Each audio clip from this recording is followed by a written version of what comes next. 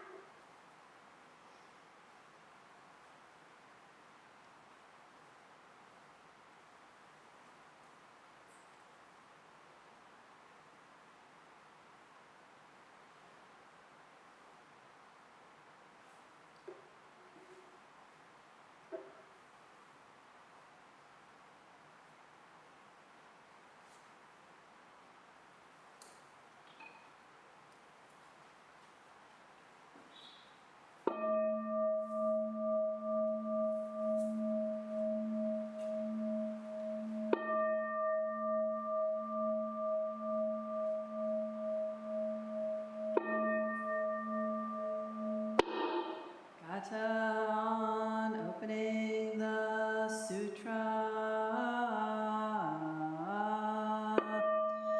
the Dharma incomparably profound and infinitely subtle is rarely encountered even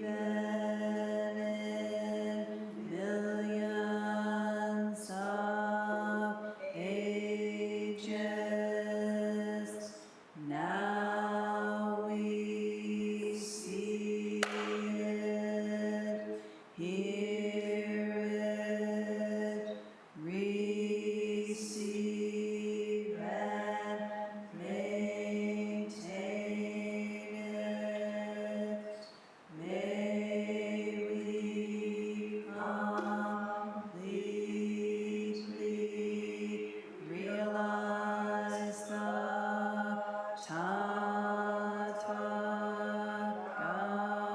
Tathagata's true meaning.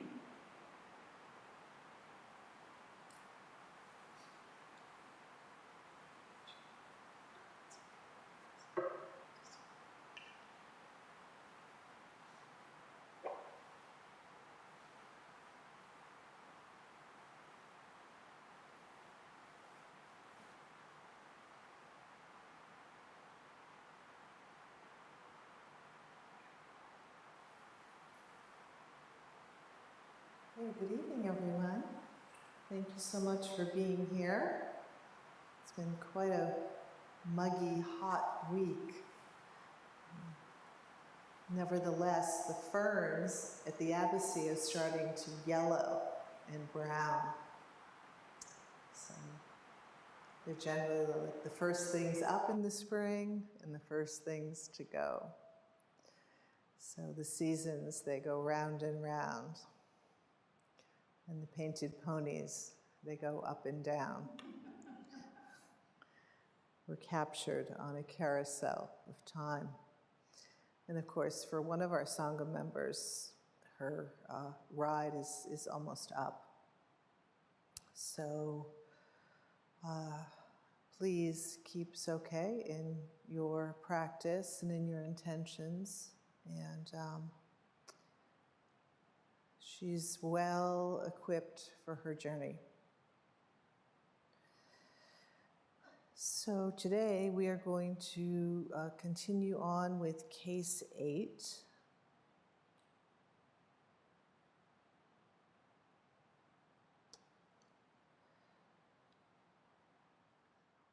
we're still working on the introduction, which in this case, Yamada actually calls them the instructions.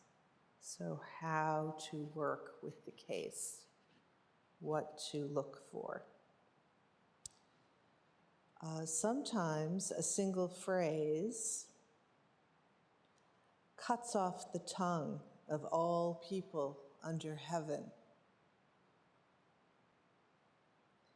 So those live Dharma words coming at you and kind of stops up your mouth, and there's something so much more real and alive and true than any of your words could possibly capture.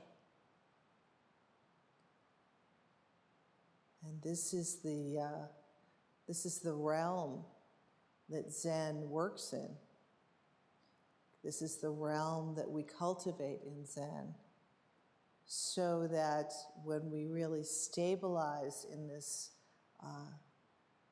formless field of benefaction that is far, far beyond words and letters, then we're free to use the words and letters because they know their place. They've been cut down to size with a sword of truth. Sometimes a single phrase follows the billows and chases the waves. So sometimes the words are moving with you, right? Following the waves, catching the billows, and they're putting their hand in your hand and guiding you, right? So it doesn't feel so much like the sharp sword. It feels like a warm palm in your hand. And for those who are working in the Dokusan room, you've probably felt both, right? The warm hand, the words of warm-handedness, and the diamond sword that just like, gring, sounds like the bell, right?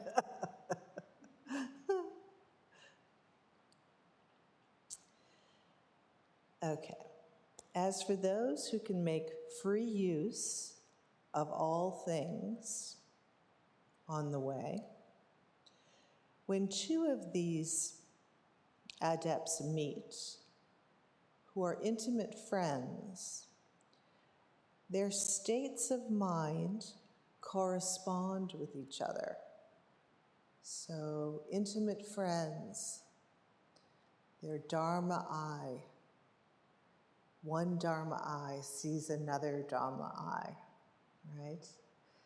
And mostly what's happening in training is that the teacher is seeing your Dharma eye like all over the place, right? But you aren't necessarily like completely believing it's true. So the teacher's meeting your Dharma eye, but from your side, you're like kind of a little bit like wobbly and a toddler. And so what the teacher is constantly doing is realigning you with your own Dharma eye so that we can meet together in this formless field of benefaction and enjoy each other's company, right? And most importantly, give it away, right? Let it benefit all beings throughout space and time. Oh, this is really important. They mutually know what is good or bad about each other, right? So they are all willing to just like bare their souls to one another. And it's a beautiful thing. Like, our human Buddhahood is so precious and so,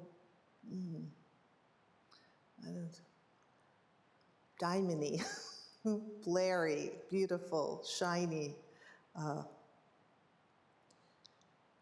And the good and the bad is totally recognized and totally seen precisely for, we need to work on a few things here, and gee, that's really great. Not only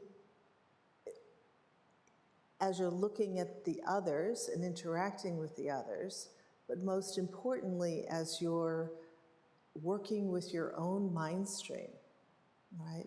You're willing to have this mirror of wisdom just come up in front of you and as you, and show you the many faces of you that are totally empty and totally expressing Buddha nature, true nature, right?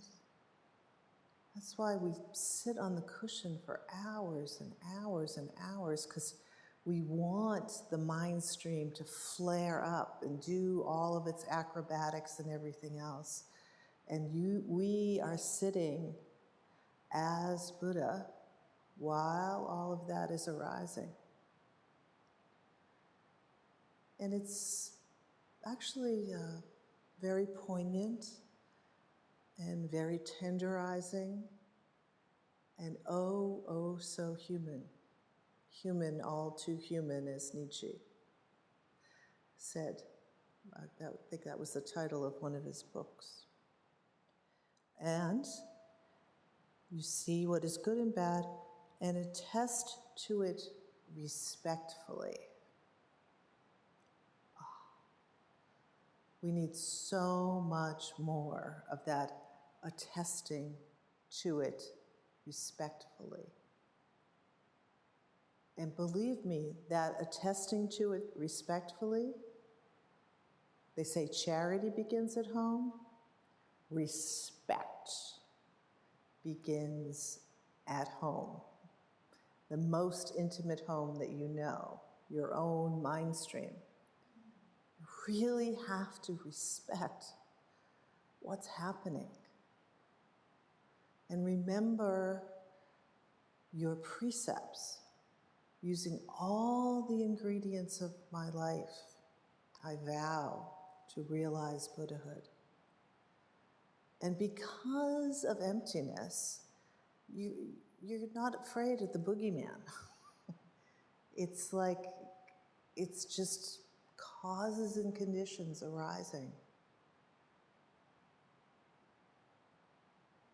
with no intrinsic existence.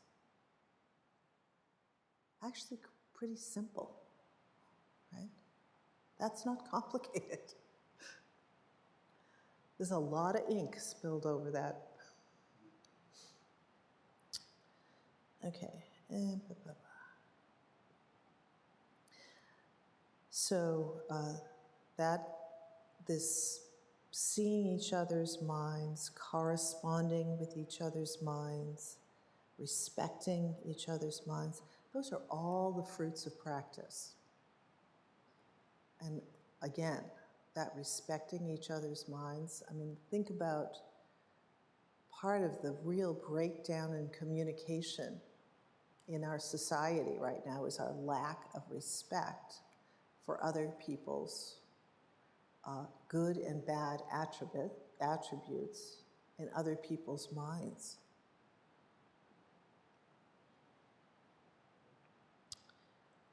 If, on the other hand, you meet someone who is adrift in worldly things, I find myself drifting a lot. I always have to bring myself back. Where she was talking about, this sort of rope kind of lasso in the hands of, I think maybe Fudomyo or something. And it's like, man, I am lassoing myself constantly. But alas, you must have the one eye to cut off the 10 directions by sitting. So really, when you find yourself just being carried away in this weird kind of story you got going in your head, right? And we all get the weird little stories going on in our heads, right? As soon as you notice that, you might not be able to go to your cushion because maybe you're driving your car or whatever, but at least, see it, acknowledge it. You can take a few breaths there and oh, I see you. And the jig is up. We're not doing this anymore, right? We're not going there.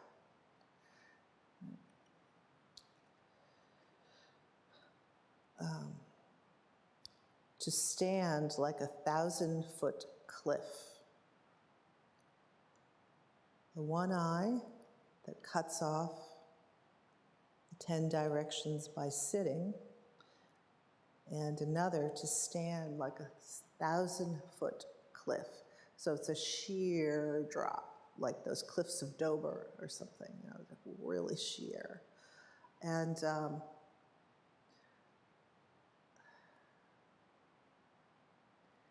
these worldly, crazy loops that we get into in our minds will never be able to scale that 1,000-foot cliff, sheer face of that cliff. So you be the cliff, right? You are unstained, right? Your true nature is unaffected, and you just return to alignment and expression and the joy of just being so connected to your true nature, right? What does that mean? Connected to your loving, warm-hearted, nice personhood, right? It's not hard. It's not hard.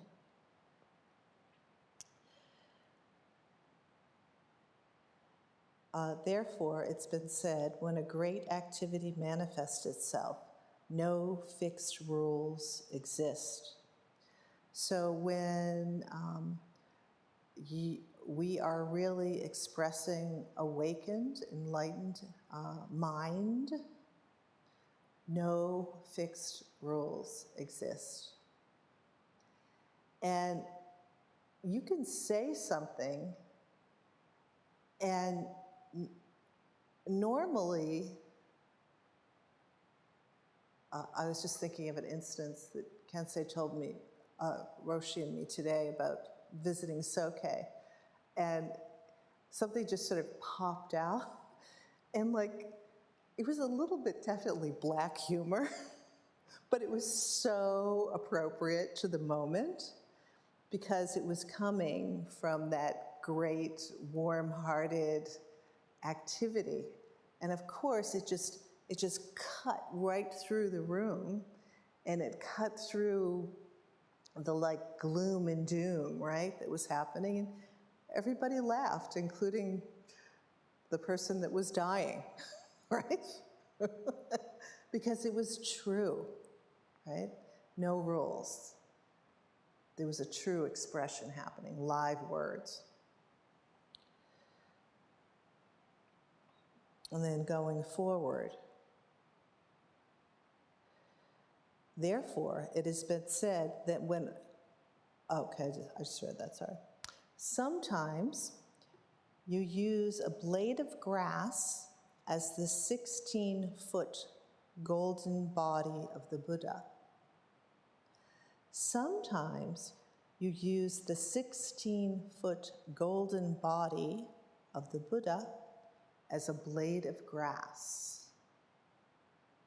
Wow, okay.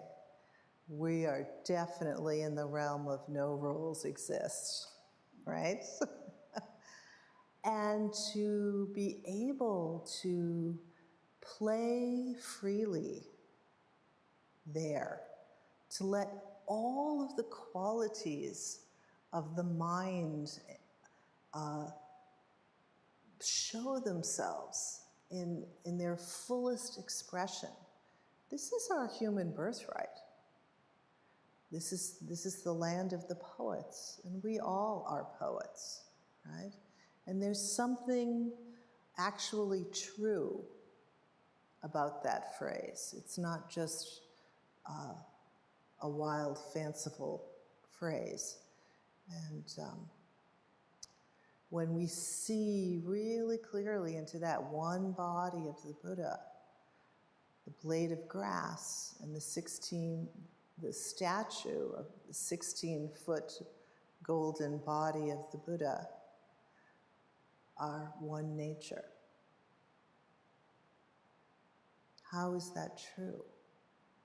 How is that true?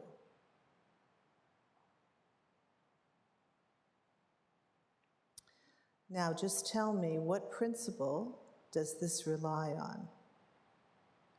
So what principle does this great freedom rely on? Do you clearly understand it? Is it functioning in your life? Is it the foundation of your life? Is it the joy of your life? Is it the generosity of your life? This is our birthright. This freedom is our birthright.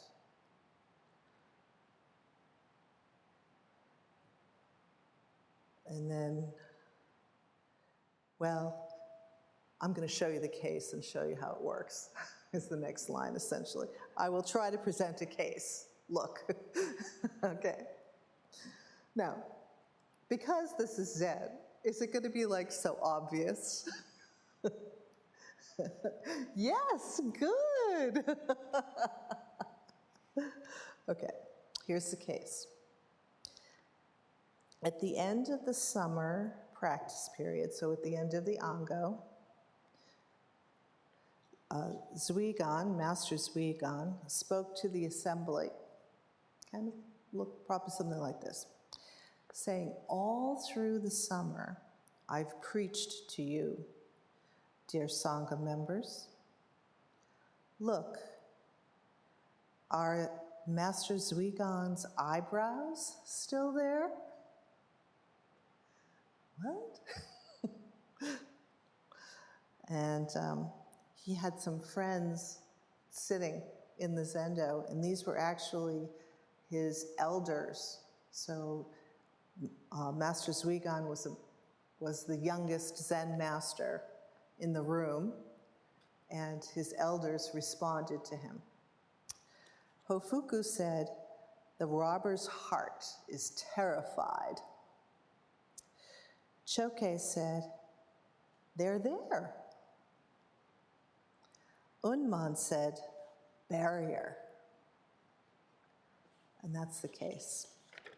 So according to Yamada here, this is considered to be one of the most difficult cases in the in the Blue Cliff record. So of course we're working on it. And I think by the time we get through it, it won't feel so difficult. So let's start. You know what, I'll just go through it and I'll give you like kind of some footnotes, so when you go home and you're working with it and you're reading it, it'll make a little bit more sense. So the end of the summer practice period, like I said, is an Ango. So everybody's been working really hard for like 3 months, really amping up their practice.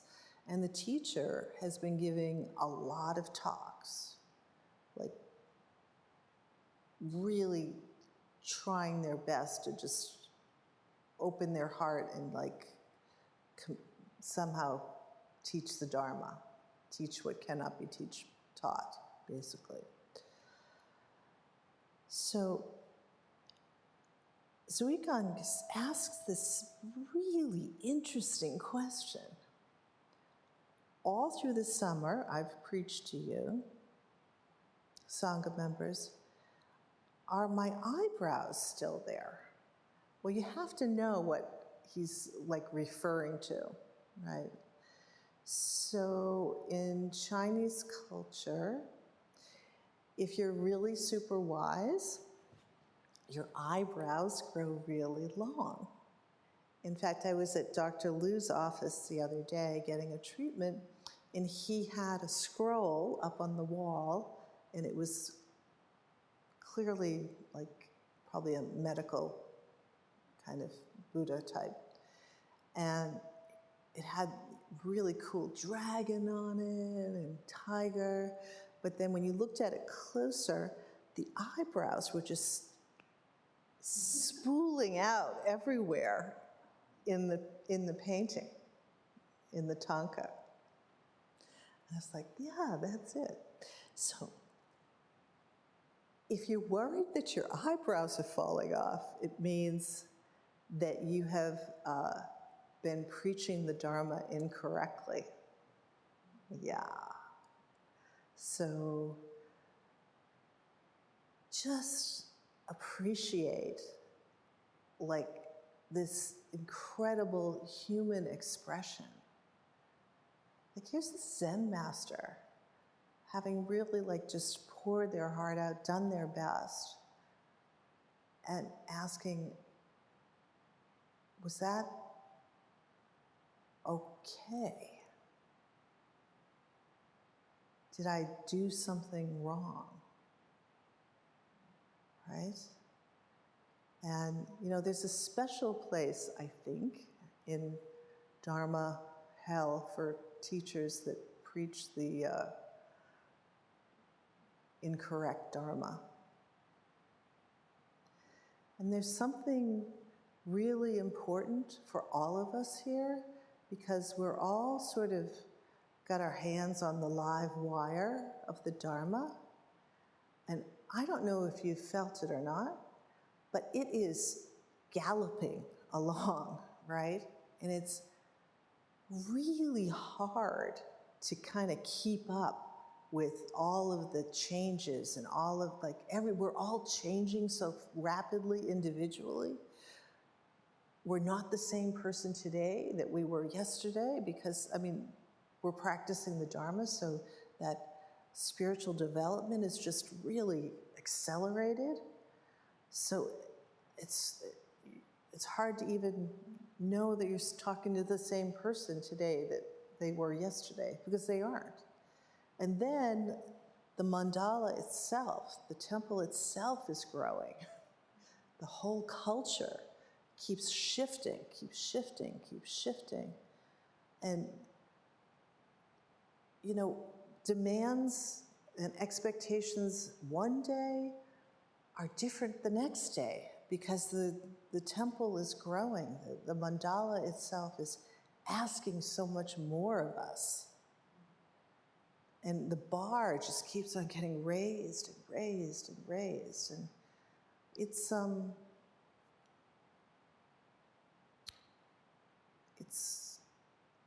a live wire. It's a galloping horse, that's all I can say. And we should all be asking, do I still have my eyebrows, right?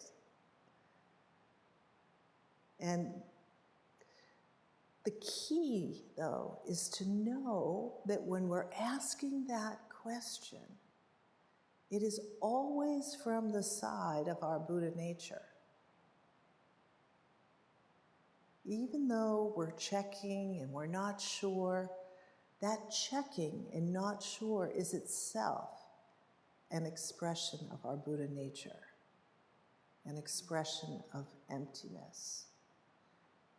So that's the key, that's the key. That's how you can both stay kind of knowing the good and the bad.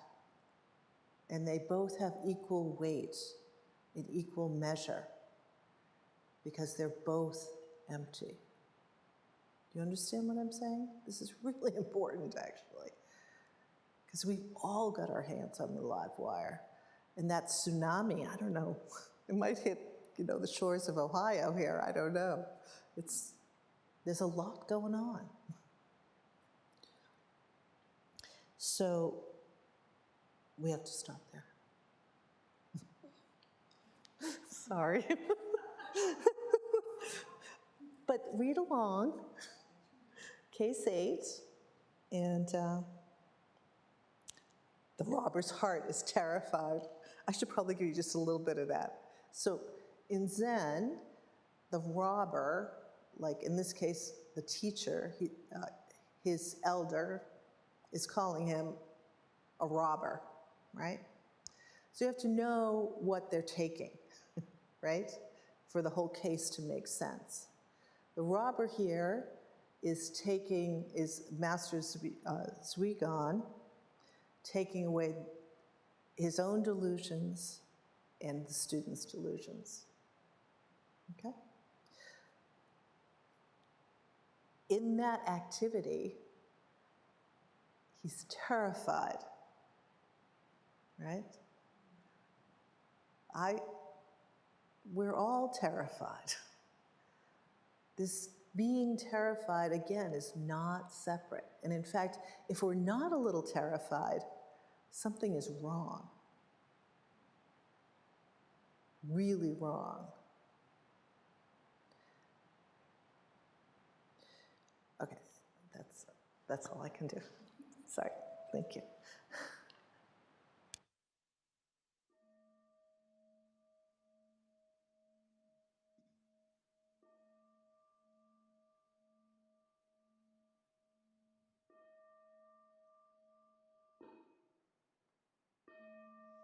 Beings are numberless. I vow to free them. Delusions are inexhaustible. I vow to end them. Dharma gates are boundless. I vow to enter them. The Buddha way is unsurpassable. I vow to embody it. Beings are numberless. I vow to free them.